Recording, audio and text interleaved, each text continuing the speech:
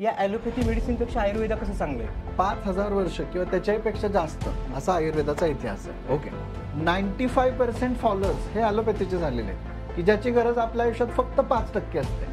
आयुर्वेदातल्या एकाही गोष्टीला आजपर्यंत बदलावं लागलं नाही. ताकी कमी वयात मुलांचे केस पांढरे होतात आणि गळतायत पण.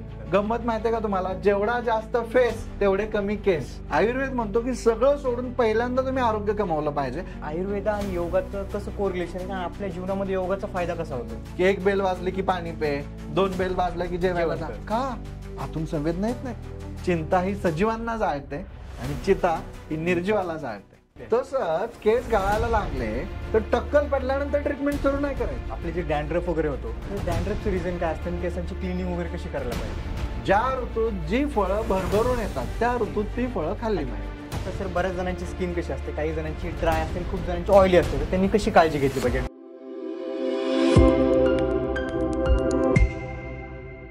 नमस्कार मंडळी, आज आपल्यासोबत आहेत हरीश पाटणकर सर. सरांना अनेक वर्षाचा आयुर्वेदामध्ये अनुभव आहे. सरांचे 2 ब्रँड्स आहेत, काया आयुर्वेदा आणि केशा आयुर्वेदा. सरांच्या 108 फ्रँचायझी आहेत ऑल ओव्हर वर्ल्ड. सरांना आयुर्वेदामध्येही बराचसा अनुभव आहे. सरांनी अनेक पुस्तकंही लिहिली आहेत. तर आज सरांकडून आपण केसाबद्दल काय काय प्रॉब्लेम्स येतात, केसांची काळजी कशी घेतली पाहिजे, त्वचेची काळजी कशी घेतली पाहिजे, आयुर्वेदा काय आहे, आयुर्वेदाचा आणि मॉडर्न सायन्सचं कसं कोरिलेशन आहे, अशा वेगवेगळ्या विषयांवर प्रश्न विचारले आहेत. सरांनी डिटेलमध्ये खूप साध्या भाषेमध्ये सरांनी गोष्टी सांगितल्या आहेत. तर हा पॉडकास्ट तुम्ही नक्की लास्टपर्यंत पहा. नमस्कार हरीश सर, तुमचं मराठी माणूस यूट्यूब चॅनलवरती सहर्ष स्वागत आहे. नमस्ते. येस सर, तुमच्याबद्दल थोडीशी माहिती द्या आमच्या ऑडियन्सला, की तुम्ही काय करता, तुमच्या क्षेत्राबद्दल थोडीशी माहिती द्या. अच्छा, मी वैद्य पाटणकर हरीश. मी खरं म्हणायला गेलं तर आयुर्वेदाचार्य आहे, की तुम्ही सगळेजण आयुर्वेदाचार्य म्हणून वैद्य ही एक जी फेम ऐकत असता. डॉक्टर हरीश पाटणकर काही जण म्हणतात, काही वैद्य हरीश पाटणकर म्हणतात. मला असं वाटतं की आयुर्वेद जे आहे ही आपली ओळख आहे. म्हणजे भारत माझा देश आहे, येथील परंपरांचा मला अभिमान आहे, आपण सगळेच म्हणत असतो, सगळेच भारतीय आहोत. आयुर्वेद ही भारताची सगळ्यात मोठी परंपरा आहे, पण आपण विसरून गेलोय त्याचा अभिमान. ओके, किंवा त्याच्यातलं महत्व. म्हणजे जोपर्यंत इंग्रजांकडून एखादी महत्व आपल्याला येणार नाही तोपर्यंत आपण त्याचं महत्वच जाणून घेत नाही. आपल्या संस्कृतीला विसरलो, आपण आपल्या संस्कृतीला विसरलेलो आहे. आणि म्हणून मला माझी ओळख करून देताना मी वैद्य पाटणकर हरीश अशी ओळख करून द्यायला मला जास्त आवडतं. सर, म्हणजे आयुर्वेदा नक्की, आता तुम्ही आयुर्वेद शास्त्र बोलले की तुम्ही आयुर्वेदा म्हणजे नक्की काय?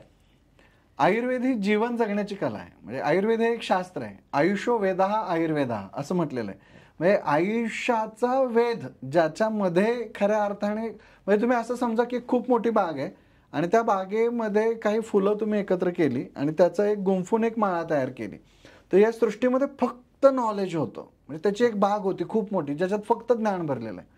मग त्या बागेला डिवाइड केलं गेलं 4 ज्ञानाच्या वेगवेगळ्या क्वाड्रंट्समध्ये, ज्याला ऋग्वेद, यजुर्वेद, अथर्ववेद, सामवेद असं म्हटलं गेलं. आणि मग या 4ही वेदांमधून फक्त आयुष्याशी निगडीत जी सूत्र बाजूला केली गेली आणि त्याचा आयुष्याशी निगडीत असा जो वेद झाला तो म्हणजे आयुर्वेद. वेद म्हणजे ज्ञान. ऋग्वेद, यजुर्वेद, अथर्ववेद, सामवेद, आणि या सगळ्यातून आयुर्वेदाशी निगडीत जे श्लोक बाजूला केले आणि आयुष्याशी निगडीत ज्ञान जिथे एकत्र केलं ती वेगळी बाग म्हणजे आयुर्वेद. म्हणजे छोट्या भाषेमध्ये जर म्हणायचं झालं की आयुर्वेद हे म्हणजे याच्याबद्दलची माहिती, आयुष्याच्या निगडीत सगळं, म्हणजे एव्हरीथिंग, म्हणजे जगण्यासाठी जे जे लागतं ना ते. आता कसं झालेलं आहे, 95% फॉलोअर्स हे ॲलोपॅथीचे झालेले आहेत की ज्याची गरज आपल्या आयुष्यात फक्त 5% असते, आणि 5% फॉलोअर्स राहिलेले आहेत आयुर्वेदाचे, ज्याची गरज ऍक्च्युली आपल्या आयुष्यात 95%. म्हणजे डे टू डे लाईफमध्ये सुंदर जगायला 95% आपल्याला आयुर्वेद लागतं, पण त्याचे फॉलोअर झालेत 5%. आणि आपल्या आयुष्यात कधीतरीच इमर्जन्सी येते, कधीतरीच आपण हॉस्पिटलमध्ये ऍडमिट होतो, म्हणजे 5% ज्याची गरज आहे त्याचे फॉलोअर झालेले 95%. आणि म्हणून हे गणित बदललं पाहिजे. तर तुम्ही आता जसं बोलले की आयुर्वेदाचे फॉलोअर झाले आहेत 5%, तर आता लोक जास्त कसं झालं की आता मॉडर्न मेडिसिन या गोष्टीकडे, टॅबलेट्स याच्यावरती जास्त फोकस चालले, आयुर्वेदावरती कमी चालले. पण आपला मेन इतिहास किंवा आपली संस्कृती जी भारताची आहे ती आयुर्वेदा रिलेटेड. तर या ॲलोपॅथी मेडिसिनपेक्षा आयुर्वेदा कसं चांगलं आहे? काय, 5000 वर्ष किंवा त्याच्यापेक्षा जास्त असा आयुर्वेदाचा इतिहास आहे. ओके, आता मला एक साधी गंमत सांगा. आपण सगळे नाशवंत आहोत, जो जन्माला येणार तो मरणारच आहे. म्हणजे प्रत्येक गोष्टीचं काहीतरी आयुष्य आहे. आयुर्वेदाचं पण एक आयुष्य आहे, ॲलोपॅथीचं पण एक आयुष्य आहे, होमिओपॅथीचं एक आयुष्य आहे. त्यांची कधीतरी उत्पत्ती झालेली आहे, कधीतरी समाजात त्याची स्थिती आहे आणि कधीतरी त्याचा लय होणार आहे. आयुर्वेद हे अनादी अनंत असणारं शास्त्र आहे. म्हणजे काय सुंदर इथंच म्हणजे त्याचं महत्व समजतंय. जी गोष्ट शाश्वत आहे त्याच्यासोबत आपण राहिलं पाहिजे ना. आपण सगळे नाशवंत आहोत, कधी ना कधी आपण मरणारच आहेत. मग नाशवंत आणि नेहमी शाश्वताच्या सोबत राहिलं पाहिजे. अगदी सोप्या भाषेत बोलायचं झालं तर आज आपण कुठलाही नवीन रिसर्च, नवीन गोष्ट आली तर तिचं अस्तित्व काही दिवस टिकतं, काही काळ टिकतं आणि मग त्याच्यानंतर पुन्हा नवीन रिसर्च येतो आणि पहिलं चुकीचं आहे, आता हे नवीन फॉलो करा म्हणून सांगितलं जातं. आयुर्वेदातल्या एकाही गोष्टीला आजपर्यंत बदलावं लागलं नाही. ते आहे. आणि म्हणजे पहिले जे रिझल्ट होते की आता आपण सर्जरी वगैरे बघू शकतो की आता मॉडर्न मेडिसिन मध्ये पण आहे, पण आयुर्वेदात जुन्या काळामध्ये पण सर्जरीज व्हायच्या, सगळ्या गोष्टी व्यवस्थितरित्या चांगल्या म्हणजे आणि वय पण त्या म्हणजे वय पण खूप लोकांचं जास्त होतं त्या काळामध्ये. आता जेवढी मॉडर्न मेडिसिन आले किंवा एक मॉडर्न लाईफस्टाईल आली त्याचाही पण इम्पॅक्ट होतोय लोकांवरती. नक्कीच. आणि सर आता आयुर्वेदाला कसं झालंय का धर्माशी जोडलं जाते, म्हणजे की आयुर्वेदा म्हणलं की एक धर्म आपण बघतो, पण तसं आहे का? आयुर्वेद एका धर्माशी जोडला गेला पाहिजे का? बिलकुल नाही. मला तर वाटतं की इयत्ता पहिलीपासून आयुर्वेद शिकवला गेला पाहिजे. जी लोक आयुर्वेद शिकतील, आयुष्याचा वेद शिकतील, सुंदर जगायला शिकतील, ती लोक दुसऱ्यांचा जीव घेऊ शकत नाहीत. म्हणजे जो खऱ्या अर्थाने आयुर्वेद शिकतो ना त्याला आयुष्याचं महत्व कळालेलं असतं. आत्ताच नुकताच व्हॅलेंटाईन डे झाला. मला एका स्टुडंटने सहज प्रश्न विचारला की सर आम्ही व्हॅलेंटाईनला म्हणजे कोणी प्रपोज केलं तर त्याला काय उत्तर दिलं पाहिजे. तर मी म्हटलं प्रपोज करताना जर तो फुल घेऊन आला आणि तुला म्हटला की मैं तेरे लिए जान भी दे सकता हूं, तर पहिलं रिजेक्ट. जो आपकी जान आपके लिए जान दे सकता है वो आपकी जान ले भी सकता है. तर ते विसरलं नाही पाहिजे आपण. आयुर्वेदात खऱ्या अर्थाने आयुष्यात जगायला शिकवलं जातं, सुंदर जगायला शिकवलं जातं. आणि मग ज्या ज्या वेळी आपल्याला आयुष्य सुंदर जगायला शिकवलं जातंय तर सगळ्या पॅथी या माणसाला जगवण्यासाठीच आहेत ना. आयुर्वेद असो, ॲलोपॅथी असो, होमिओपॅथी असो, नॅचरोपॅथी असो, सुजोग थेरपी असो. मला असं वाटतं की आपण अतिरेकी नाही झालं पाहिजे. प्रत्येक शास्त्रातलं जे बेस्ट आहे ते घेतलं पाहिजे. जुनं आहे म्हणून सगळंच टाकावं आहे का? असंही नाहीये. आणि जुनं आहे म्हणून सगळंच सोनं आहे असंही मी म्हणत नाहीये. त्यातलं जे योग्य आहे, उत्तम आहे, चांगलं आहे ते आपण घेतलं पाहिजे. मॉडर्न सायन्स मधलं पण जे योग्य आहे, उत्तम आहे, चांगलं आहे ते आपण घेतलं पाहिजे. या सगळ्याचा एंड काय आहे की आपल्याला सुंदर आणि दीर्घायुष्य मिळालं पाहिजे. मग सुंदर आणि दीर्घायुष्यासाठी जे उत्तम आहे ते घ्यायला काय हरकत आहे ना. म्हणजे तुमचं असं म्हणणं आहे की ॲलोपॅथीला पण सोबत घेऊन आयुर्वेदा पण सोबत घ्यायला पाहिजे, घेतलंच पाहिजे. ॲलोपॅथी म्हणजे फक्त ॲलोपॅथी नाहीये, ते आयुर्वेदातलंच एक अंग आहे. आता हे ऐकून तुम्हाला कदाचित आश्चर्य वाटेल. आयुर्वेदात एक 18 प्रकारचं चिकित्सेचं कोष्टक सांगितलेलं आहे, ज्याच्यामध्ये हेतू विपरीत, व्याधी विपरीत, हेतू व्याधी विपरीत, हेतू विपरीतार्थकारी, व्याधी विपरीतार्थकारी आणि हेतू व्याधी विपरीतार्थकारी असे आहार, विहार आणि औषधं. म्हणजे इकडे 6 आणि इकडे 3, साहित्य किती झाले? 18. या 18 मध्येच ॲलोपॅथी येतं, होमिओपॅथी येतं, नॅचरोपॅथी येतं, आयुर्वेद येतं. याच्यातच येतं आयुर्वेदामध्येच ॲलोपॅथी. व्याधी विपरीत औषध म्हणजे ॲलोपॅथी. ओके. आणि व्याधी विपरीतार्थकारी औषधं किंवा हेतू विपरीतार्थकारी औषधं म्हणजे होमिओपॅथी. येस, ते आहे. सर आता तुम्ही केश आयुर्वेदा नावाने एवढा मोठा ब्रँड चालवता, तर सर आपल्या केसांची काळजी कशी घ्यायला पाहिजे? की केस कितीदा धुवायला पाहिजे? आता बऱ्याच जणांचं कसं आहे की केस फक्त वीकली एकदा धुवायचे, डेली केस नाही, शॅम्पू नाही करायला पाहिजे. तर म्हणजे काय आहे नेमकं एक्झॅक्टली कसं करायला पाहिजे? खूप छान प्रश्न आहे. मुळात त्याची सुरुवातच होते की आपण तेल किती लावतोय आणि कधी लावतोय. आयुर्वेदामध्ये असं सांगितलेलं आहे की शिरः श्रवण पादेषु तम विशेषेण शीलयेत. अर्थात आपण आपल्या केसांना रोज 4-4 थेंब तरी कमीत कमी तेल पण रोज लावलं पाहिजे. आता बायका कधी तेल लावतात? संडेला, सुट्टी असेल तेव्हा. मग आता माझा प्रश्न आहे की तेल लावणं हे दिनचर्येत आलंय का संडेचर्येत आलंय? आता ते संडेचर्येत शिफ्ट झालं ना. पहिले म्हणजे पहिले लोक पण डेली तेल लावायचे, रोज. आणि तो नियम आहे आयुर्वेदात सांगितलेला, रोज 4-4 थेंब कमीत कमी केसांच्या मुळांना तेल लावलं पाहिजे. साधी गंमत बघा, जर तुमच्या घरात लहान मूल असेल आणि तुम्हाला रोज वेळ नाहीये तर तुम्ही आठवड्याला एकाच वेळी त्याला खूप खायला घालणार का? की आता तुम्हाला वेळ नाही म्हणून खा आज मला सुट्टी आहे. आता सेम तसं होतंय. आपल्याकडचा महिला वर्ग रविवारी सुट्टी असते म्हणून शनिवारी रात्री किंवा रविवारी सकाळी भरभरून डोक्याला तेल लावतो आणि मग त्याच्यानंतर त्यांना आता केस धुवायचे नसतात, तेल धुवायचं असतं. म्हणून जे काम एका शॅम्पूच्या पिढीत होणार आहे त्याच्यासाठी 2 शॅम्पूच्या पुडी वापरल्या जातात. बरोबर. त्याच्यामुळे जास्त फेस होतो. बरं, त्यांना असं वाटतं टीव्ही मध्ये बघून, जाहिरातीमध्ये बघून की भरभरून फेस डोक्यावरती झाला म्हणजे केस खूप स्वच्छ निघाले. गंमत माहितीये का तुम्हाला, जेवढा जास्त फेस तेवढे कमी केस. म्हणजे जास्त हो, इन्व्हर्सली प्रोपोर्शनल आहे ना. फेस आला म्हणजे वात वाढला. वात आणि आयुर्वेदामध्ये अस्थिचा आश्रयाशीर संबंध आहे. वात वाढला की अस्थिक्षय होतो आणि अस्थिपासून केस तयार झालेले. तर साधी गंमत बघा, तुम्ही किती महागडा कपडा तुम्ही विकत घेतला त्याच्यावर काय लिहिलेलं असतं, यूज ड्रायक्लीन ओनली. म्हणजे जेवढा महागडा कपडा तेवढा ड्रायक्लीन केला पाहिजे. त्याला जेवढं तुम्ही सोडियम लॉरेल सल्फेट किंवा असे वेगवेगळे डिटर्जंट असणारे, पावडर असणारे, फेस आणणारे एजंट वापरून क्लीन करणार, तेवढा तो लवकर डॅमेज होणार आहे. आता मग जेवढा लवकर तो डॅमेज होणार तेवढे केस जास्त गळणार आहेत. 100%. म्हणजे आता तुम्ही बोलले की जसं की आता जास्त आपण शॅम्पू लावल्यानंतर की खूप महिलांना कसं असतं की जेवढा जास्त शॅम्पू लावू तेवढे केस माझे क्लीन होतील. पण सर, शॅम्पू घेताना कोणत्या गोष्टी काळजी घ्यायला पाहिजे, कोणत्या असं शॅम्पू वापरायला पाहिजे, असं ब्रँड न घेता आपण कोणत्या गोष्टीकडे लक्ष द्यायला पाहिजे? साधारण कसं आहे की आता बघा, पूर्वी तुम्हाला माहिती आहे आयुर्वेदामध्ये सुश्रुत संहितेत शॅम्पूचं वर्णन आलेलं आहे. हो का? आपल्याला ते शॉकिंग वाटतं. शिकेकाई याच्यापूर्वी आपण वापरायचो, रिठा वापरायचो. म्हणजे रिठ्याची दळ आहे किंवा शिकेकाई आहे, या गोष्टी अत्यंत सुंदर आहेत. सुगंधी कचोरक आहे, या गोष्टींचा वापर करून आयुर्वेदामध्ये केश धावण विधी म्हणजे केस धुण्यासाठी आपण काय काय वापरलं पाहिजे याचं खूप सुंदर वर्णन आहे. तर त्या गोष्टींचा आपण केस धुण्यासाठी वापर केला पाहिजे. सगळ्यात महत्वाची गोष्ट म्हणजे. दुसरी गोष्ट म्हणजे आठवड्यातून महिलांनी कमीत कमी 2 ते 3 वेळा, पुरुषांनी रोज केस धुवायला काहीच हरकत नाहीये, तर ते केस धुतले गेले पाहिजेत. तिसरी महत्वाची गोष्ट म्हणजे रोज तेल लावलं पाहिजे. मी आता म्हटलं तसं, म्हणजे ते कधीतरी आठवड्यातून एकदा वगैरे असा विचार नाही केला पाहिजे. रोज तेल छान पद्धतीने 4-4 थेंब केसांच्या मुळांची हलक्या हाताने लावलं पाहिजे. तेल ऍब्सॉर्ब झालं पाहिजे. म्हणजे 1 थेंब तेल घ्या, तुमच्या हातावरती टाका, एक 5 मिनिट तुम्ही मसाज करा. ते पूर्णपणे ऍब्सॉर्ब झालं की बघा तुम्हाला धुवायची गरज नाही पडत. ओके, ते आहे. पण ते साठून राहिलं की मग ते डस्ट अट्रॅक्ट करतं, पोल्युशन अट्रॅक्ट करतं. 1 थेंब जरी जास्त झालं तर गावाकडे बघा, पूर्वी आपण एक कागदाला तेल लावायचो आणि ते अडकून ठेवायचो, म्हणजे त्याला सगळी चिलटी घेऊन सगळे अट्रॅक्ट होऊन चिपक तसंच होतं. आता जास्त तेल लावलं ना की सगळी धूळ अट्रॅक्ट होते, केसांवरती पडते, मग डॅन्ड्रफ वाढतो. आणि म्हणून जास्त तेल पण हानिकारक आहे. ओके. तेल एवढंच लावा जेवढं तेल तुमचं शरीर पचवू शकतंय, जिरवू शकतंय, ऍब्सॉर्ब करू शकतंय. केमिस्ट्रीत एक शब्द होता बघा, ऍब्सॉर्ब आणि ऍडसॉर्ब. राईट. तर ते ऍब्सॉर्ब झालं पाहिजे, ऍडसॉर्ब नाही झालं पाहिजे. राईट. म्हणजे बॉडीने रिफ्लेक्ट नाही केलं पाहिजे त्याला. हा, राईट. सर, आता बऱ्याच जणांचं कसं असतं की महिला काय करतात की जेव्हा पिरियड्स येतात किंवा मासिक पाळी येते त्या टायमाला केस धुत नाहीत, तर तसं करायला पाहिजे का की त्याचा म्हणजे नाही करायला पाहिजे तसं? मासिक पाळीमध्ये 5व्या दिवशी जेव्हा त्यांची पाळी संपते त्यावेळी केश धावण करण्याची एक विधी आपल्याकडे सांगितलेली आहे, तर ती योग्यच आहे, ती केली पाहिजे. मूळ मुद्दा काय होतोय बघा, मासिक पाळीच्या काळात जी महिलांनी 5 दिवस विश्रांती घेतली पाहिजे, त्या आजकाल ती विश्रांती घेत नाहीत. वरून टीव्हीवरती वगैरे एखादी जाहिरात येते की आमचा एखादा प्रोडक्ट वापरा, मग गड चढा, किल्ले चढा, फुटबॉल खेळा, एकदम भारी हॅप्पी, असं काही नसतं. विश्रांतीची गरज आहे.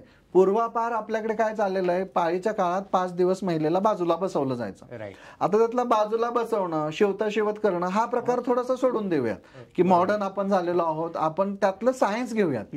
त्यातलं सायन्स काय आहे की तिला विश्रांतीची गरज आहे आणि तिने बाजूला बसून थोडी विश्रांती घेतली पाहिजे.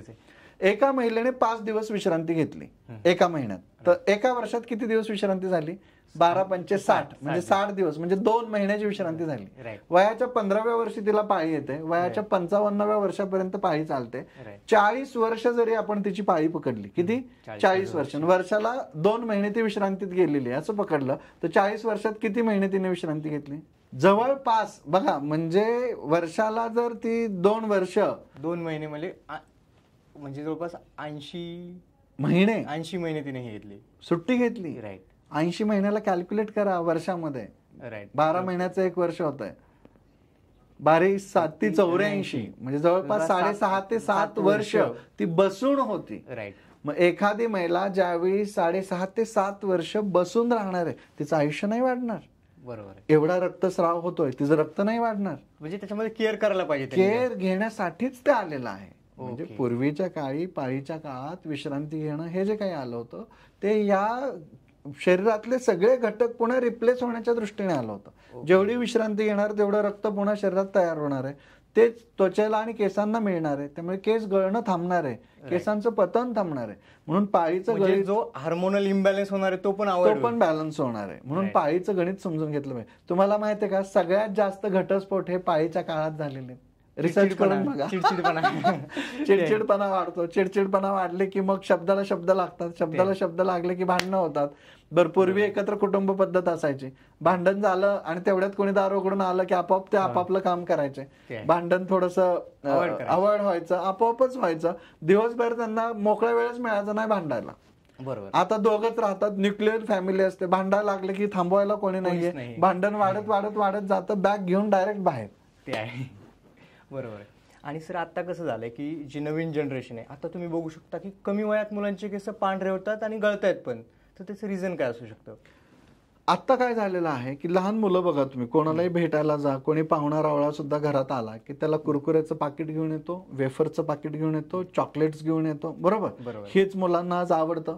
त्याला Kurkure, wafer, chocolates, 3 packed food खायचंय. सगळ्या पॅक्ड फूड मध्ये प्रिझर्वेटिव्ह आहेत, सगळ्यामध्ये लवण म्हणजे खारटपणा आणल्याशिवाय ते बनतच नाही आणि ते साठवलंही जात नाही. सॉल्टी आहे हे सगळं.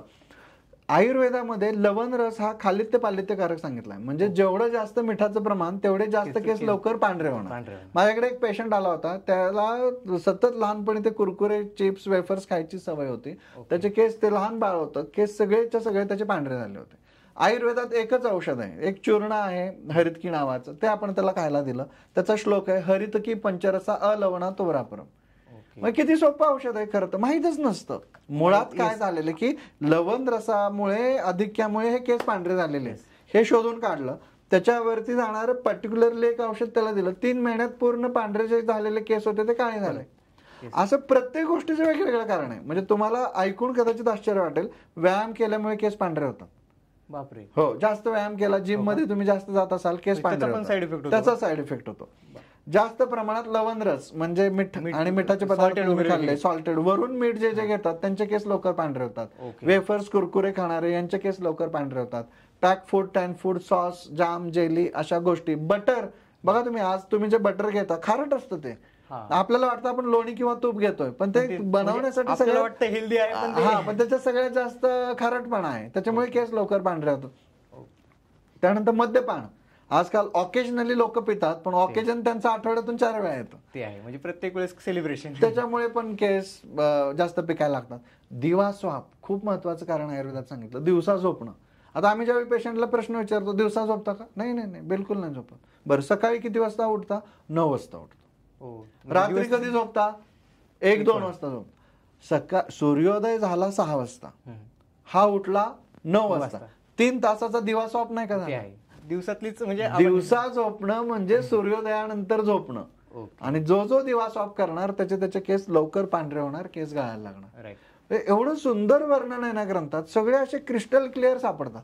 आणि या प्रत्येकाचं औषध पण वेगवेगळं दिलंय, माहितीये का? या प्रत्येक केस पिकण्याच्या गोष्टीवरचं वेगवेगळं औषध आयुर्वेदात दिलेलं आहे. प्रत्येक गोष्टीनुसार त्याचं वेगळं औषध आहे. ओके सर, आता तुम्ही झोपीबद्दल बोलले, तर किती तासाची झोप हवी म्हणजे हेल्दी लाईफस्टाईलसाठी किंवा चांगल्या केसांसाठी? जे लोक योगी आहेत, जास्त आध्यात्मिक आहेत, ज्यांना मेडिटेशनची कला अवगत आहे, असे लोक अगदी 4 तास झोपले तरी त्यांना ती झोप पुरेशी होते. आपल्यासारखे जे लोक आहेत की जे थोडंफार मध्यम कष्ट करतायत, मध्यम वर्किंग करतायत, किंवा जे भोगी आहेत असं आपण म्हणूयात, अशांनी कमीत कमी 6 तासाचं तरी झोप आहे ती घेतली पाहिजे. ज्या लोकांना निरोगी राहायचंय, ओके, अशा लोकांनी कमीत कमी 8 तासाची झोप तरी घेतली पाहिजेत. आणि 8 तासाच्या वर जे झोप घेतात ना ते रोगी आहेत. म्हणजे मी तुम्हाला योगी सांगितले, भोगी सांगितले, निरोगी सांगितले, निरोगी पण सांगितले, त्यामुळे ते रोगीच होणार आहेत ना. अति झोप ही घेतलीच नाही पाहिजे. साधारण तुम्ही तुमच्या दिनचर्येचे 24 तासांचे 3 भाग करा, 8 भाग, जसे स्वामीजी सगळे सांगतात. त्या पहिल्या 8 तासामध्ये तुम्ही फक्त शरीरालाच द्यायचे, त्यातले 6 तास झोपा, 2 तास तुम्हाला ब्रश, अंघोळ वगैरे सगळे नैमित्तिक कर्मांना लागतील, स्वतःसाठी, व्यायामासाठी, एक्झरसाइजसाठी, मेडिटेशनसाठी. म्हणजे तुमचे 8 तास तुम्ही युटिलाइज करायचे, तर बायकोला पण द्यायचे नाही, ते स्वतःसाठीच आहेत.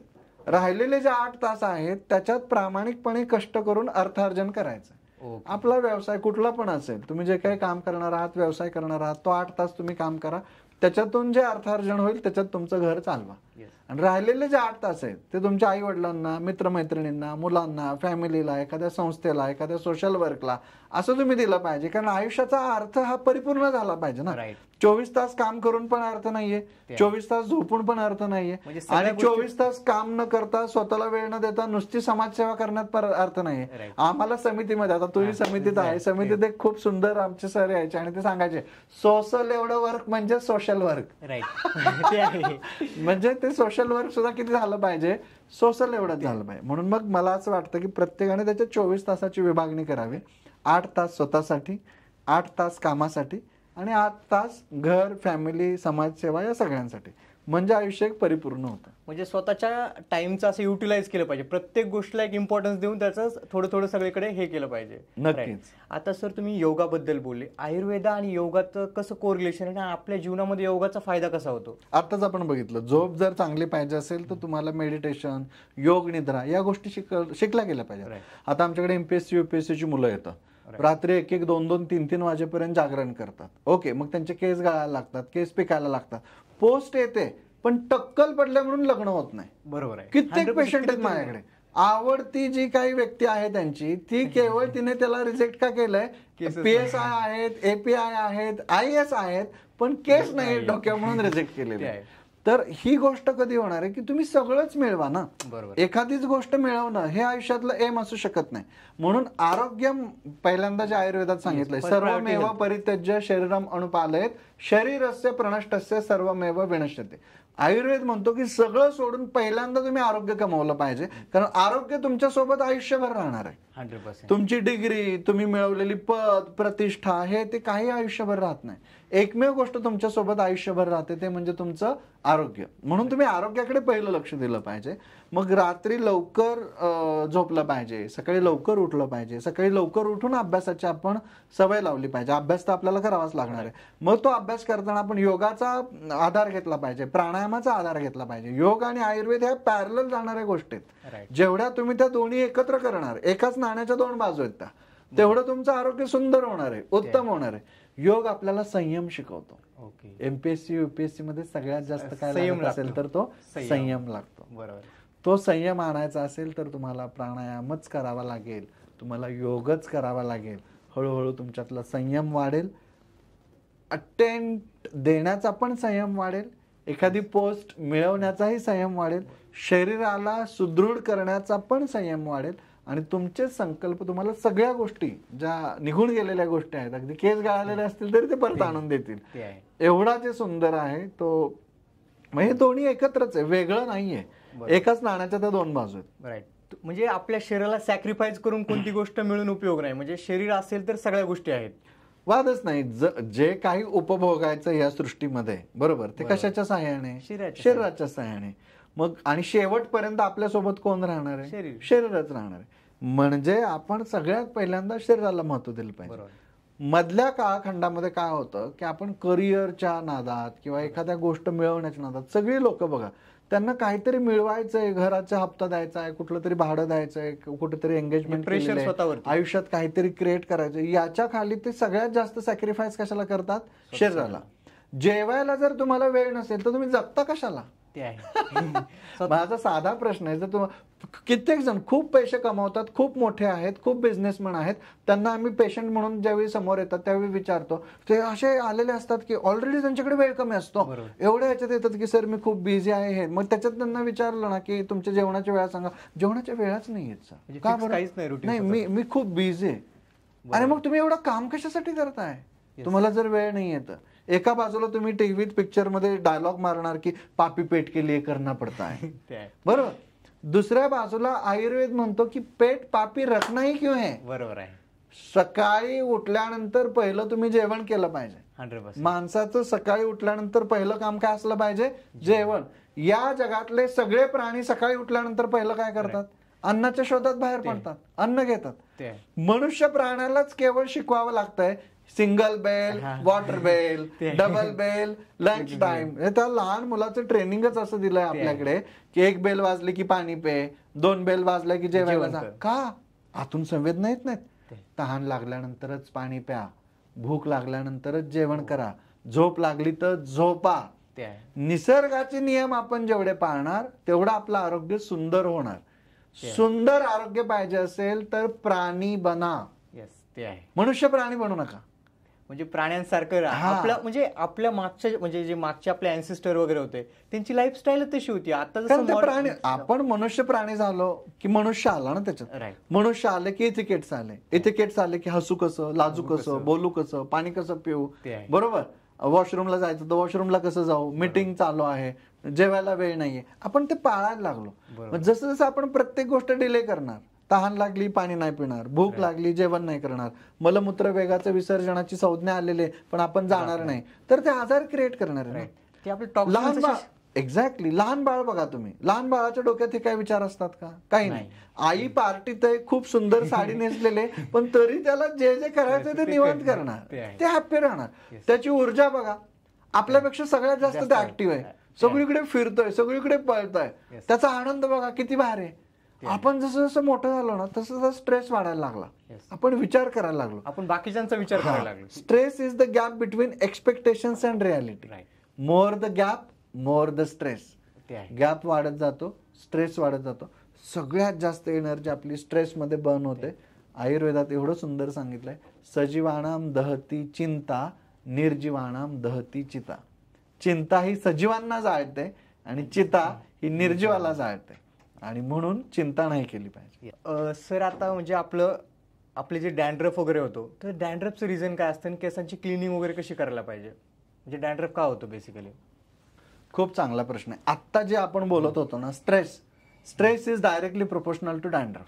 स्ट्रेसमुळे पण होतो डॅन्ड्रफ. स्ट्रेसमुळेच डॅन्ड्रफ होतो. सगळ्यात पहिलं कारण ते, जो जास्त विचार करणार, जो जास्त स्ट्रेस घेणार, त्याचं शेडिंग ऑफ स्किन जास्त होणार. मॉडर्न सायन्स काय सांगतं, 30,000 स्किन फ्लेक्स पर मिनिट हा नॅचरल शेडिंग रेट आहे आपल्या बॉडीचा. आपण स्ट्रेस घेतला की शेडिंग वाढणार, शेडिंग वाढलं की डॅन्ड्रफ वाढणार, आणि म्हणून स्ट्रेस नाही घेतला पाहिजे. ज्या लोकांना जास्त स्ट्रेस असतो ना त्यांना जास्त डॅन्ड्रफ असतो. आता मग त्याचे पुन्हा 3 प्रकार पडतात. म्हणजे ज्यांची वाताची प्रकृती आहे ना त्यांना पुढे डॅन्ड्रफ जास्त असतो, असा हेअरलाईन मार्जिनला येतो. म्हणजे आपल्या शरीराच्या टाईप वरून पण ते असतं. पित्ताची प्रकृती आहे ना त्यांना इथे मध्ये डॅन्ड्रफ येतो, आणि कफाची प्रकृती आहे ना त्यांना पाठीमागे डॅन्ड्रफ येतो. केस गळण्यामध्ये पण बघा, ज्यांचे पुढचे केस गेलेले असतात ना त्यांचे वातच खालीत ते, ज्यांचे मधले केस गेलेत ते पित्तच खालीत येतात, आणि ज्यांचे पाठीमागचे गेलेले ते कफच खालीत त्यामध्ये असतात. ओके. एवढंच काय, डॅन्ड्रफ मध्ये सुद्धा म्हणजे रूटला डॅन्ड्रफ लागला असेल तर तो कफच असतो, शाफ्टला डॅन्ड्रफ लागला असेल तर तो पित्तच असतो, आणि तो जर टिपला असेल तर तो वातच असतो. त्यानुसार त्याची थेरपी देता येतात. तुम्ही ती शिरोधारा ऐकली असेल बघा, डोक्यावरती संथ तेलाची धारा दिली जाते, त्याच्यात क्वाथ धारा दिली तर कफावर काम होतं. ओके. त्याच्यात तक्र धारा दिली तर पित्तच डॅन्ड्रफ जातो, आणि त्याच्यात जर तैल धारा दिली तर वातज डॅन्ड्रफ, म्हणजे ज्याला वातज दारुणक म्हटलं जातं, तो कमी होतो. एवढं स्पेसिफिक सायन्स आहे आयुर्वेद. म्हणजे आपल्या शरीराच्या याच्यावरून असतं की आपल्याला डॅन्ड्रफ म्हणजे डॅन्ड्रफ का होतो किंवा कोणत्या भागावरती. एक्झॅक्टली, कुठे होणार, कसा होणार, वातज पित्तज कफज प्रकृतीतला कोणत्या प्रकृतीनुसार तो आपल्याला डॅन्ड्रफ होणार, त्याची काय औषधं दिली पाहिजे, ते सगळं वर्णन खूपच सुंदर आहे. म्हणजे मी म्हटलं ना की आपण काय होतंय की एवढंच आपल्याला नव्हतंच ना. बरोबर. 12वी पर्यंत तुम्हाला आयुर्वेद शिकवलंच गेलं नाही. तुम्हाला येता 4थीत प्रश्न काय होता, व्हिटॅमिन ए च्या डिफिशियन्सीमुळे रातांधळेपणा होतो, बी कॉम्प्लेक्स नाही खाल्लं तर आपल्याला मुंह में छाले आ जाते, म्हणजे अल्सर होतात, माउथ अल्सर होतात. जे काही शिकलो आपण, कार्डिओस्क्युलर सिस्टीम शिकलो, सगळं शिकलो, 12वी पर्यंत आयुर्वेदाचा पण शिकलो नाही आपण. बरोबर.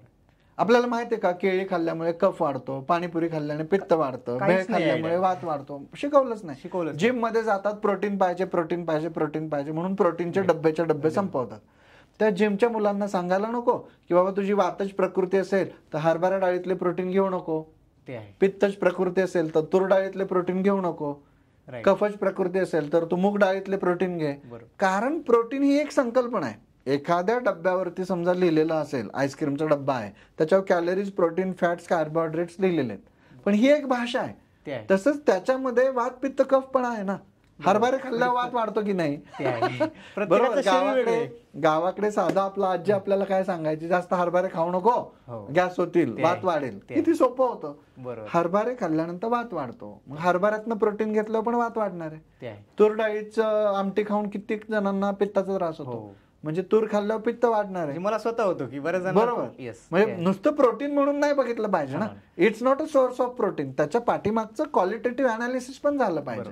म्हणून मूग डाळ आयुर्वेदात श्रेष्ठ सांगितली की जी वात पित्त कफ सगळ्यांना बॅलन्स करत असते. आणि प्रत्येकाचं शरीर वेगळं आहे ना, म्हणजे त्याच्यानुसार प्रत्येकाचा बॉडी टाईप वेगळा असल्यामुळे ते करणं पण गरजेचं आहे. आणि आपण कसं आता सध्या करतोय की मॉडर्न सायन्सकडे जातोय की याच्यातून ही डिफिशियन्सी कशी करता येईल, मी हे फूड घेईल किंवा हे सप्लिमेंट्स घेईल, याच्यावरतीच आपण सध्या फोकस करतोय. राईट. बरोबर. आणि सर आता कसं होतं की बऱ्याच जणांची केस गळती होते किंवा बऱ्याच लहान लहान मुलांची पण केस गळत आहेत.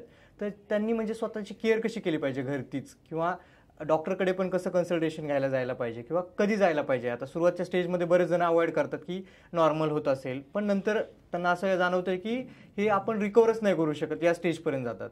बरोबर. साधारण 1 ते 12 एवढे 12 जे आहेत ना ते हेअर फॉलचे टाईप आहेत. ओके. म्हणजे ज्याला बाल्डनेस टाइप्स म्हटलं जातं. असे 12 टाईपचे आपल्याला बाल्डनेस पॅटर्न मिळतात. त्याच्यात आयुर्वेदानुसार वातज पॅटर्न बाल्डनेस, पित्तज पॅटर्न बाल्डनेस किंवा कफज पॅटर्न बाल्डनेस हा वेगवेगळा मिळतो. मी तुम्हाला म्हटलं जसं पुढचे केस लवकर जात असतील तर ते वाताचे असतात, मधले केस जात असतील तर पित्ताचे असतात, पाठीमागचे केस गळत असतील तर ते कफाचे असतात. मग त्याचं पाहिलं पाहिजे. जेवढ्या लवकर तुम्ही जाणार, म्हणजे केस गळत आहेत आणि तुम्ही लवकर डॉक्टरांकडे गेला तर तिथे लवकर केस परत येणार आहेत किंवा त्याची संभावना जी आहे ना ती वाढणार आहे. आमचे एक सर खूप छान सांगायचे, दारू सोडण्याची उत्तम वेळ कोणती, तर दारूचा पहिला घोटच न घेणं. बरोबर आहे. म्हणजे सुरुवातच न करणं. बरोबर. तसंच केस गळायला लागले तर टक्कल पडल्यानंतर ट्रीटमेंट सुरू नाही करायची. बरोबर आहे. सुरुवातीच्या काळातच घेणं गरजेचं. एक्झॅक्टली. केस गळायला लागल्याने आपण ट्रीटमेंट सुरू केली लगेच तर आपण आहे ते केस वाचवू शकतो. 100% गळणारे केस वाचवता येतात. 10-10, 20-20 वर्ष जे आपलं हेअरचा पॅटर्न आहे तो मेंटेन करता येतो. होतं काय, गेलेले केस पण आणता येतात पण वेळ जास्त लागतो, पैसा जास्त लागतो, खर्च जास्त येतो. बरोबर. पेशन्स पण पाहिजे. पेशन्स पण पाहिजेत. नाही आले तर हेअर ट्रान्सप्लांट पण करावं लागतं. त्याचं सुद्धा आयुर्वेदात वर्णन आहे. आपल्याला वाटतं हेअर ट्रान्सप्लांट म्हणजे मॉडर्नच, तर असं काही नाहीये. आयुर्वेदात सुद्धा हेअर ट्रान्सप्लांट हे त्याच्यावरती सांगितलेलं आहे. जसं आयुर्वेदात कित्येक ठिकाणी ऑपरेशन सांगितलेलं आहे. तर प्रत्येक गोष्टीची एक वेळ असते. सगळ्यात महत्वाचं, जी ती गोष्ट ज्या त्या वेळेला झाली पाहिजे. प्रत्येक गोष्टीला एक वेळ असते. त्या वेळेला तुम्ही महत्व द्यायला सुरुवात करा, मग आपोआपच तुम्हाला ती वेळ महत्व द्यायला सुरुवात करेल. राईट. आता सर तुम्ही बॉडी टाईप्स वरती बोललात, हे झालं की आता बऱ्याच जणांचं कसं होतं की महिलांना, म्हणजे स्पेशली ह्या मुलींसाठी, की मला इन्स्टंट ग्लो पाहिजे, की आता उद्या माझं मॅरेज आहे किंवा एक उद्या फंक्शन आहे, तर आता स्किन केअरसाठी काय असं इन्स्टंट ग्लोसाठी आहे का काही, की ज्याच्यामुळे इन्स्टंट ग्लो लगेच मिळू शकतो? खूप गोष्टी आहेत. जसे आता तुम्ही मॉडर्न सायन्स मधल्या लेटेस्ट गोष्टी बघितल्या असतील. मायक्रोडर्मा ॲब्रेजन, ज्याला MDA असं म्हटलं जातं, ज्याच्यामध्ये क्रिस्टल आणि डायमंड असे दोन्ही टिप वापरले जातात आणि त्यांचा वापर करून इन्स्टंट ग्लो दिला जातो. किंवा ऑक्सिजनोथेरपी आहे किंवा 5-in-1 मशीनची एक थेरपी आहे.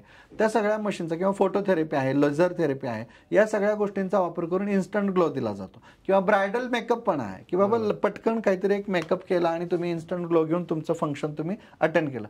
तुम्हाला कल्पना आहे का की आयुर्वेदामध्ये यांचं वर्णन आहे? आपल्याला असं वाटतच नाही की आयुर्वेदात याचं वर्णन असेल. फक्त असं वाटतं मॉडर्नच आहे. आयुर्वेदात असं सांगितलंय, लोह चूर्णानी सर्वाणी धातवो लवणानीच.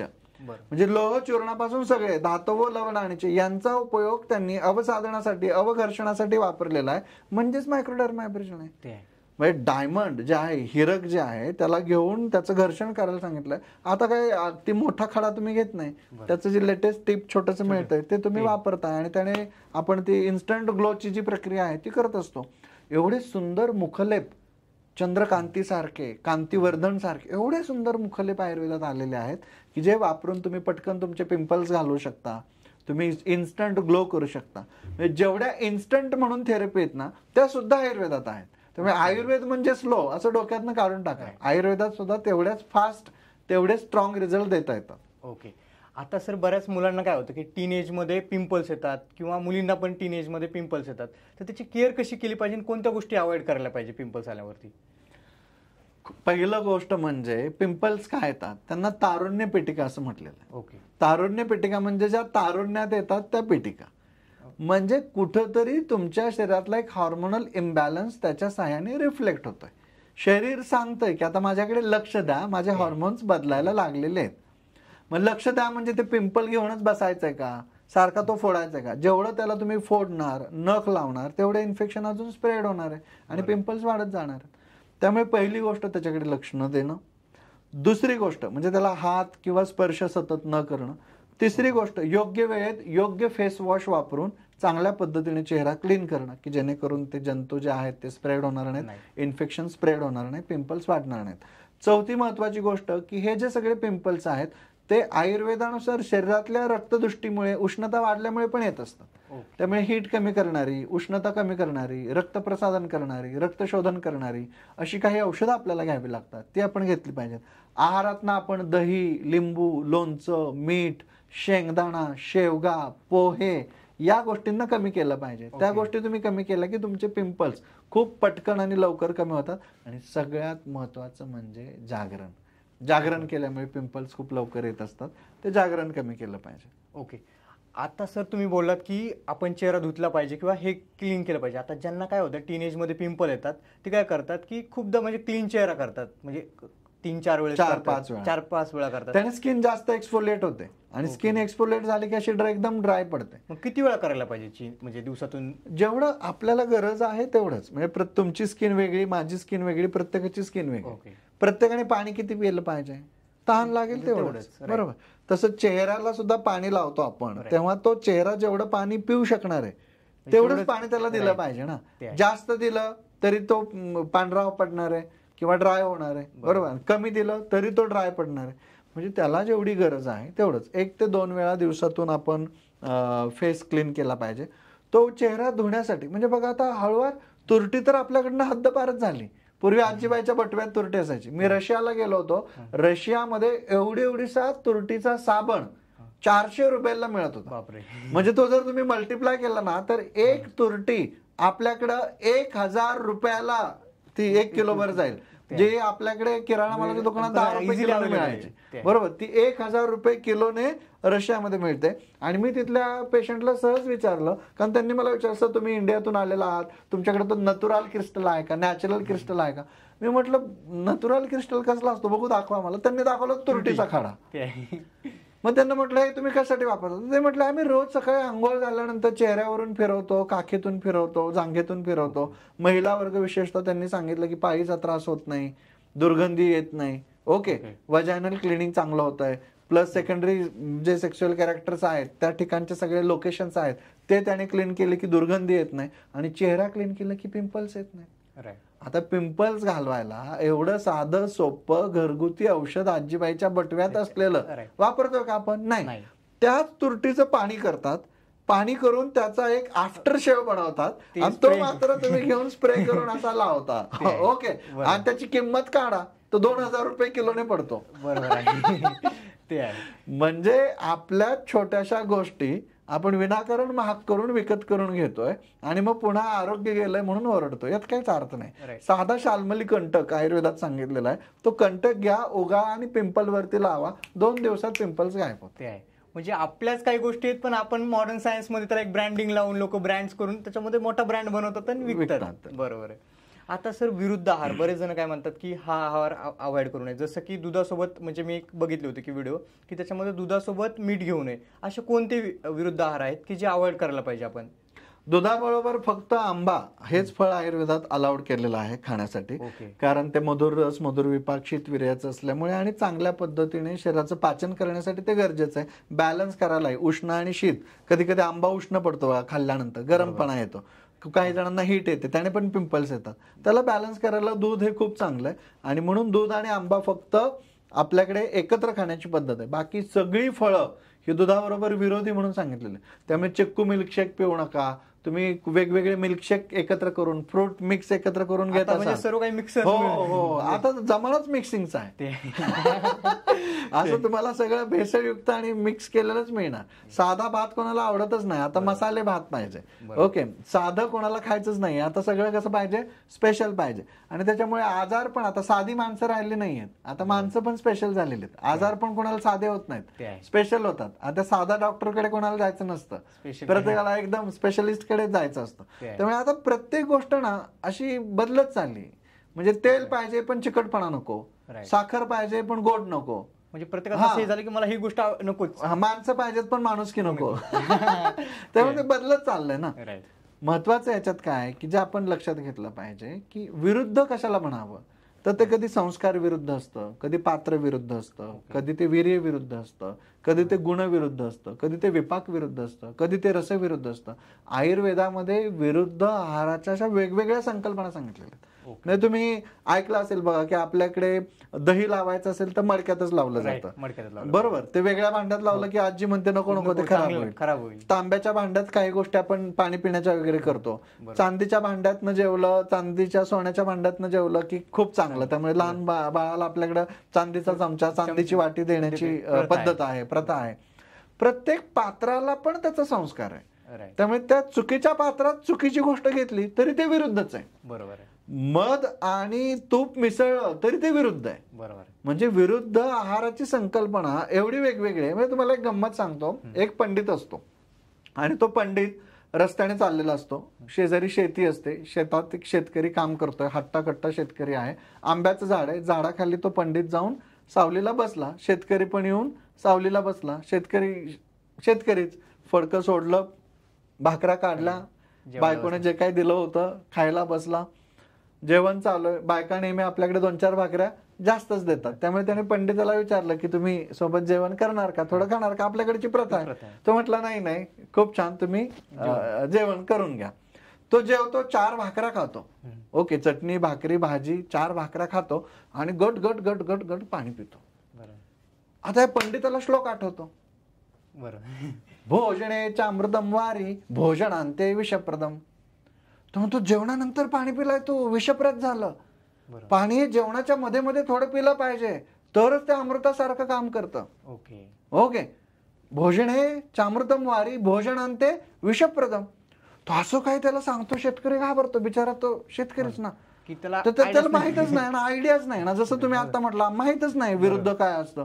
तो म्हणतो विरुद्ध झालं तुझ्याकडून. तू सगळं जेवण झाल्यानंतर एवढं पाणी पिलेलं आहे, आता ते विषप्रद होईल, विष तयार होईल. त्याला टेन्शन येतं.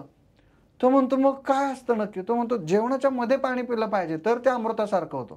तो 1 मिनिट विचार करतो, म्हणतो अच्छा असं का. तो परत 4 भाकऱ्या खातो. म्हणतो आता गेला ना मध्ये. तो पंडित डोक्याला हात लावून बसतो की अरे हे काय झालं. बरोबर. अग्नेय जरण शक्त्या बलम व्यायाम शक्त्या, काय सुंदर सांगून ठेवलंय बघा. तुमच्या पचन शक्तीचं जे परीक्षण आहे प्रत्येकाचं वेगळं आहे ना. या शेतकऱ्याने एवढा तो काम करतोय, अजून 4 भाकऱ्या तो पचवू शकतो. त्याचे कष्ट जास्त आहेत, त्याने खायला काहीच हरकत नाहीये. बरोबर. आपण जर मॉडर्न जिम मध्ये काय तुम्ही कन्सेप्ट वापरता, तुम्ही तेवढ्या कॅलरीज बर्न करा. मला तुम्ही तेवढा इंटेक घेतला पाहिजे ना. तुम्ही जर इंटेक जास्त घेताय आणि कॅलरीज कमी बर्न करताय तर ते साठून राहणार आहेत, तुमचं वजनच वाढणार आहे. पण तुमचा व्यायाम जास्त असेल, तुमचं कष्ट जास्त असेल तर तुम्ही आहार डबल केला, इंटेक डबल केला तरी तुम्हाला काही त्रास होत नाही. आणि म्हणून या सगळ्या संकल्पना अशा ह्या कनेक्टेड आहेत. म्हणजे आता बघा, आता एका क्षणापूर्वी पाणी विरुद्ध झालं होतं, तेच त्याने युक्तिपूर्वक पुन्हा नॉर्मल केलं, चांगलं केलं. तर तसं पात्र विरुद्ध वेगळं आहे, आहार विरुद्ध वेगळं आहे, वीर्य विरुद्ध वेगळं आहे, ऋतू विरुद्ध. एखादा ऋतूच नसेल एखादी गोष्ट खाण्याचं तर खाऊ नये. मला सहज लोक विचारतात की सर आम्ही फळांचं सेवन कधी केलं पाहिजे. ज्या ऋतूत जी फळं भरभरून येतात त्या ऋतूत ती फळं खाल्ली पाहिजे. किती सोपं आहे. वर्षभर जर तुम्ही हा नियम पाळला तर तुमच्या शरीरात सगळी फळं जातात. बरोबर. आणि तुम्हाला कशाच म्हणजे दुसरं सप्लिमेंट घ्यायची गरज पडत नाही. आपण तो नियम पाळत नाहीये आणि मग आपल्याला जे ह्या ऋतूत नाहीये ते महागडं विकत घ्यायचंय. म्हणजे बाहेरचे फळ घ्यायचे, म्हणजे जे अमेरिकन आणि ती महागडी फळं आपण घेतो, गरज नसताना घेतो. त्याच्यामुळे शरीर पण बिघडतं. त्या फळाचा तो ऋतू नसतो, तो ऋतू विरुद्ध होतं. त्यामुळे साधा सोपा सल्ला हा आहे की विरुद्ध म्हणजे तुमच्या वयाच्या विरुद्ध असू शकतं, ऋतूच्या विरुद्ध असू शकतं, आहाराच्या विरुद्ध असू शकतं, मात्रेच्या विरुद्ध असू शकतं. म्हणजे माझी एवढी मात्रा तर मी एवढंच खाल्लं पाहिजे. ते जास्त शरीरानुसार आहेत, प्रत्येक गोष्टीनुसार. पात्र विरुद्ध आहे, संस्कार विरुद्ध आहे. बरोबर. पाणी पिला आणि चहा पिला आहे तर अत्यंत थंड पाणी पिला आणि लगेच चहा पिला तर ते पण विरुद्ध आहे. थोडंसं पाणी घसा ओला होण्यापुरतं किंवा तो ट्रॅक ओला होण्यापुरतं पिलात आणि नंतर चहा पिलात तर चांगला आहे. अशी प्रत्येक गोष्टीला एक छोटंसं प्रमाण आहे आणि ते प्रमाण आपण लक्षात ठेवलं पाहिजे. आता सर बऱ्याच जणांची स्किन कशी असते, काही जणांची ड्राय असते, खूप जणांची ऑइली असते, तर त्यांनी कशी काळजी घेतली पाहिजे ड्राय स्किन वाल्यांनी स्पेशली. सगळ्यात महत्वाचं, आपल्याला जेव्हा ड्राय स्किन येते त्यावेळी ती फक्त बाहेरच्या वातावरणामुळे आलेली आहे का याचा विचार करावा. जर वातावरण वृक्ष असेल, समजा उन्हाळा जास्त आहे किंवा कडाक्याची थंडी पडली तरी पण स्किन ड्राय होणार आहे. मग त्यावेळी आपण बाह्य उपचार केले पाहिजेत, बरोबर. बाहेरून तेल लावलं पाहिजे, मॉइश्चरायझर्स लावले पाहिजेत किंवा राळेचा मलम लावला पाहिजे. कैलास जीवन सारखी जी सुंदर औषध आहेत जी लहानपणापासून आपण ऐकतोय बघतोय ती आपण लावली पाहिजेत. आपला ड्रायनेस निघून जाणार आहे. काहीच नाही तर रोज तिळतेल अंगाला आंघोळीपूर्वी लावलं पाहिजे, सगळ्यात बेस्ट. ओठांना वगैरे तूप लावलं पाहिजे किंवा आजी आपल्याला साय काढून द्यायची बघा, ती साय लावायची, बरोबर. ड्रायनेस निघून जातो. हे झालं एक्सटर्नल. इंटरनल, आपल्याच आतल्या शरीरातल्या अग्नीमुळे त्याच्या दृष्टीमुळे जर ड्रायनेस येत असेल तर आहारातलं तेल वाढवलं पाहिजे. मग तेल कसं वाढणार? ज्याच्यात तेल आहे अशा बिया खाल्ल्या तर तेल वाढणार आहे. मग आपण शेंगदाणा खाल्ला पाहिजे, सूर्यफूल खाल्लं पाहिजे, बदाम खाल्ला पाहिजे, अक्रोड खाल्लं पाहिजे. आपण वेगवेगळ्या ज्या स्निग्ध गोष्टी असणारी जी फळं आहेत ती फळं आपण आहारातली वाढवली पाहिजे. तेल तूप आहारातलं वाढवलं पाहिजे, म्हणजे मग आपल्याला ड्रायनेस येत नाही. ओके. आता तुम्ही म्हणजे ड्राय स्किन वाल्यासाठी सांगितलं, तेच आता ऑइली स्किन वाल्यासाठी याच्या विरुद्ध. हो राईट, याच्या विरुद्ध करायचंय ना आता. त्यांनी ह्या गोष्टी अवॉइड केल्या पाहिजे. एक्झॅक्टली. ते आहे. सर आता म्हणजे आता आपण शेवटला जाऊया म्हणजे पॉडकास्टच्या.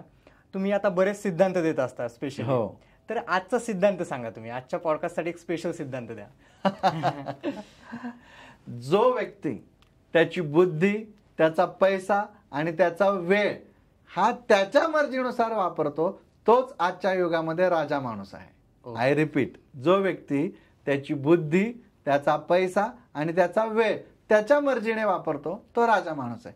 बाकी सगळे वेगवेगळ्या प्रकारे बघा. आता तुम्ही जस्ट त्या सिद्धांताला आपण एक्सप्लोर करू. काही लोकांकडे बुद्धी आहे पण पैसा नाही, बरोबर. काही लोकांकडे पैसा आहे पण बुद्धी नाही, काही लोकांकडे पैसा पण आहे, बुद्धी पण आहे, पण वेळच नाही त्याचा उपभोग घ्यायला. काही लोकांकडे वेळ आहे पण बुद्धी पण नाही आणि पैसा पण नाही, पडू नयेत ते फक्त भीक मागत किंवा एखाद्या ठिकाणी. काही उपयोग नाही. या तिघांचं तुम्हाला कॉम्बिनेशन करता आलं पाहिजे. तुमच्याकडे वेळ पण पर्याप्त असला पाहिजे, बुद्धी पण पर्याप्त असली पाहिजे आणि तुमच्याकडे पैसा पण पर्याप्त असला पाहिजे. गरजेपेक्षा जास्त नको, गरजेपुरताच असला पाहिजे आणि त्याचं युटिलायझेशन करता आलं पाहिजे तुमच्या मर्जीनुसार. तर तुम्हाला या आयुष्यामध्ये काहीतरी आनंद मिळणार आहे, उपभोग घेता येणार आहे. नाहीतर ह्या तिघांचं गणित आपण फिसकटवलं, चुकलं तर त्या आयुष्यात काय अर्थ राहत नाही. सर म्हणजे आता आपल्या पॉडकास्टचा शेवट होते, पण मला आहे ना असं आता वाटलं की तुम्हाला एक क्वेश्चन विचारू की आनंद म्हणजे एक जीवनाचा काय आहे किंवा आनंदी जीवन कसं जगावं माणसाने. एवढं आता ट्रेस, बरं म्हणजे प्रत्येकाला ट्रेस आहे लाईफमध्ये, तर आनंदी जीवन काय आहे तुमच्या मते? व्याख्या काय आनंदी जीवनाची? ज्ञानेश्वर माऊलींना त्याचं उत्तर दिलेलं आहे. ज्ञानेश्वर माऊली म्हणतात की सत्याचे बळ समाधान. बघा किती सुंदर सांगितलं. सत्याचे बळ समाधान म्हणजे आपल्याला आनंद किंवा समाधान हे कधी मिळणार आहे? आपण सत्य असू तर. मग तुम्ही कुठल्याही फील्डमध्ये राहा. म्हणजे समजा शू पॉलिश तुम्ही करताय किंवा एखादा तुम्ही पंक्चरचं दुकान चालवताय फॉर एक्झाम्पल. एक पंक्चर असेल तर एकच सांगितली, तेवढीच नीट केली, तेवढ्याचेच पैसे घेतले तर तो संध्याकाळी समाधानी असणार आहे, बरोबर. कमी पैसे मिळाले पण तो कसा आहे? आनंद आहे. तोच डॉक्टर झाला, वृत्ती सांगतोय आपण. आता गरज नसताना सिझर केली, याने गरज नसताना पंक्चर केलं आणि त्याने समजा गरज नसताना सिझर केलं, तरी सुद्धा सत्य आलं का तिथं? नाही, असत्य आलं. त्यामुळे झोपताना कुठेतरी असमाधान म्हणजे आपण गरज नसताना त्याचं सिझर केलं, आपण गरज नसताना त्याला अनावश्यक औषधं दिली, आपण गरज नसताना त्याला त्रास दिला. म्हणजे प्रत्येक गोष्टीमध्ये छोट्या गोष्टीपासून मोठ्या गोष्टीपर्यंत जो सत्याच्या बाजूने येणार त्याला नेहमी समाधानच मिळणार आहे. आणि जो असत्याच्या मार्गावरती किंवा वाम मार्गावर त्याला यश, प्रसिद्धी, पैसा सगळं काही लवकर मिळेल पण समाधान नाही मिळू शकत. म्हणून तुम्हाला समाधानी राहायचं असेल तर सत्याच्या मार्गावर गेलं पाहिजे. आणि सत्याच्या मार्गावर असाल तर तुम्ही नेहमी आनंदीच असता, नेहमी आनंदी असता. मग तुम्हाला ना तुमच्या भविष्य काळाची चिंता असते, ना तुम्हाला वर्तमानाची चिंता असते, ना भूतकाळाची चिंता असते. तुम्ही वर्तमानात राहणं म्हणजे आनंदी राहणं. बघा सोपी व्याख्या काय? वर्तमानात राहणं म्हणजे आनंदी राहणं. ज्या लोकांनी चुकीचं काहीतरी केलं असतं ना त्यांना सारखा भूतकाळ आठवत असतो, मागच्या गोष्टी आठवतात, बरोबर. आणि ज्यांना जे खूप ग्रीडी असतात ना, लोभी असतात ना, ते सारखे भविष्य काळात जगत असतात. काय होईल माझं काय होईल, मी हे मिळालं तर असं करेल, ते मिळालं. ते मुंगेरी लाल के सपने आपण बघितलं होतं. माझ्याकडे जर ते थोडस हे आलं, पीठ आलं तर मी असं करेल, तसं करेल, तसं करेल, तसं करेल. ते स्वप्नातच जगतात. म्हणजे काही लोकही स्वप्नात जगतात आणि काही लोकही भूतकाळाच्या गिल्ट फील्ड मध्ये जगतात. त्यामुळे आयुर्वेद सांगतो गते भूतो न कर्तव्यम भविष्यम नैव चिंतेत वर्तमानेन कालेन वर्तयन्ति विचक्षणा. वर्तमानात फक्त वर्तमानात जगा, तुम्हाला निखळ आनंद मिळेल. वर्तमानात मॉडर्न मध्ये काय म्हणतात त्याला? Present tense. प्रेझेंट टेन्सची व्याख्या काय झाली? जे देवाने तुम्हाला प्रेझेंट दिलेलं आहे ना ते प्रेझेंट टेन्स. मग ते प्रेझेंट वापरा ना. बरोबर. पास्ट आणि फ्युचरचा कशाला विचार करता? म्हणजे आताच्या काळामध्ये जगा, जे सध्या चालू आहे त्या परिस्थितीमध्ये आनंद घ्या. तुम्हाला देवाने दिलेलं जे हायेस्ट प्रेझेंट आहे ते तुम्ही वापरलं पाहिजे. बरोबर, 100%. आणि म्हणून मग आपण सतत वर्तमान काळात जगलं पाहिजे. तुम्ही आपोआप आनंदी राहता. Yes, thank you sir. इतक्या तुम्ही साध्या भाषेमध्ये सिम्पली म्हणजे आयुर्वेदा काय, शरीराची कशी काळजी घेतली पाहिजे किंवा मॉडर्न मेडिसिन सोबत आयुर्वेदा कसा आपण यूज केला पाहिजे, जी आपली संस्कृती आहे किंवा आपल्या भारताचं म्हणजे तेच आहे की आपण पूर्वीपासून आयुर्वेदाला धरून चाललोय किंवा आता मॉडर्न आले म्हणून आपण त्याच्यात जातोय. तर तुम्ही सांगितलं की दोन्ही गोष्टी ह्या सोबत घेऊन आपण घेतल्या पाहिजे. Yes, thank you sir. तुम्ही इतक्या छान भाषेमध्ये आम्हाला दिलं, आमच्या ऑडियन्सला तुम्ही सांगितलं. धन्यवाद सर. धन्यवाद.